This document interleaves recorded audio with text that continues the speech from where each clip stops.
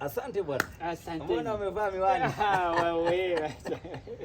So my name is Martin Amanya. Watu huwa wamezoea kuniita Mwalimu Martin.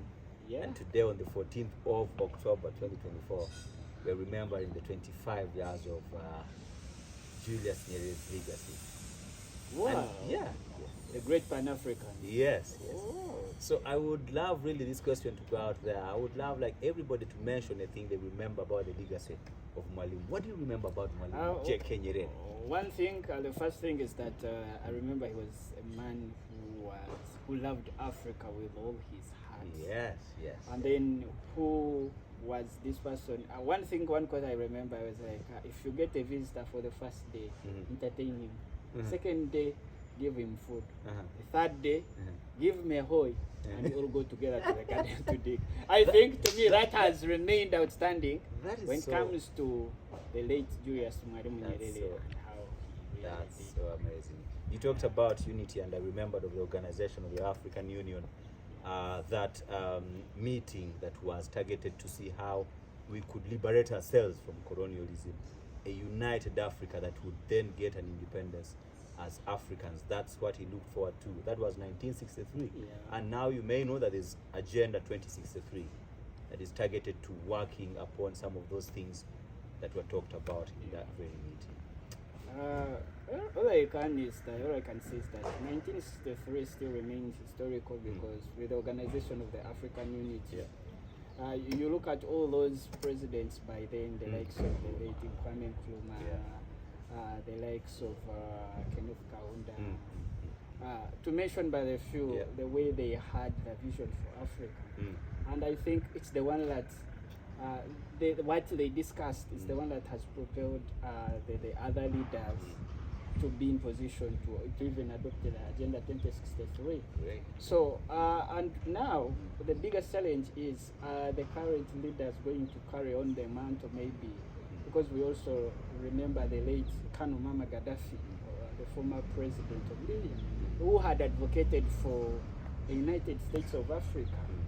So are we likely to see the same happening before? Because like the way we have the regional groupings, the likes of ECOWAS, where you find that the dominant country is Nigeria, the likes of SADC, South Africa, and the South African Environment Community.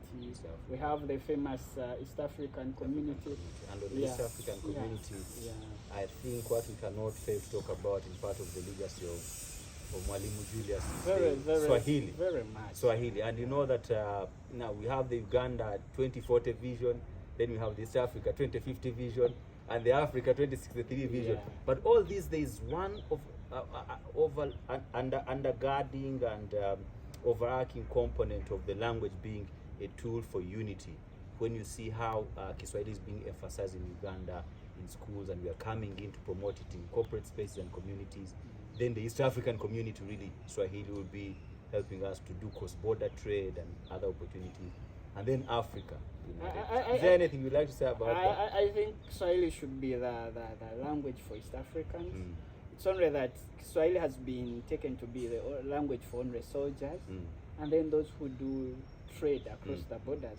But I think it's one uniting factor that if we embrace, would be very far. You see other states like the way we admire the US, even now the conversation we are having, it's happening in English. It's happening in English, but tungekuwa tukiongea Kiswahili bwana. We would be speaking Kiswahili, but then at the end of the day, it's just because we've not practiced it. But I believe it's still a challenge as a way of remembering this skill of ours. We should actually remember and respect him by us rising to the challenge of learning Swahili. On that very note, as we go to conclude, do you know any words in Swahili? Nikusalimia. Habari ya jioni. Habari mzuri. Amjambo. Hatujambo bwana. No, just don't say anything. All right. But tell people, why should they learn Swahili? They should learn Kiswahili because where we are heading, we need something that unites us, something that brings us together, to be one country, to be one state. That's how unity, because if we are able to communicate in Kiswahili, it means now the spirit of togetherness will be there, the spirit of unity will be there, and that will also be in position to propel us to achieving it. Thank you so much, and on that very note, we will be celebrating 10 years of teaching and promoting Kiswahili in Uganda, in corporate spaces and in communities. And that's on the 19th of October. Saturday, we'll be having activities by children, adults who have taught Swahili, and very many other activities, launching an association of people who are into promoting the language. So we're looking forward. Really? I hope you'll come and join us. Yeah, I will. I'll be part of that. All right, let's tell the people, all of them, to learn Swahili. Tafadhali jifunze Kiswahili. Let's say that again. Tafadhali jifunze Kiswahili. Asanteni sana. Kwaheri.